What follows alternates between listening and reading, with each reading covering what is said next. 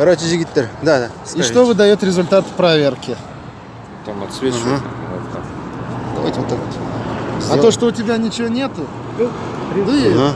Вы уж меня извините, ребята, вы Где ваш? Покажите. пассажиры мне Можно? Покажите ему еще раз. На видео снимаю.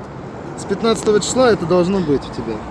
Вот так 15 вот, числа? Да. Но на один день заказываешь или на... Нет, 30.04. Это вот означает до 30.04. Базаны текшерип 8 миңден штраф салып атат. Лучше үйдө отургула бир 3-4-5 күн тынчыга чейин. Азыр мени да токтотуп алып справканы көрсөтсөм баягы офистен берген. Аны карап да койгон жок. Так что үйдө отургула. Бүгүн сменде болсоңор мен автокурьермин. Сменни жапкыла дагы машинаны таштап туруп жакыныраак болсо экен жөө. Азыр регистрацияны текшерип атат. Праводагы штрафтарын текшерет экен. 2 штрафың болгон болсо, болду, депортация кылып атат. Таксилер тосуп атат, мына такси тоспойт атат десиңер, тосту. Азыр менде 2 штраф бар эле правода. Ошол депортация кылам дейт.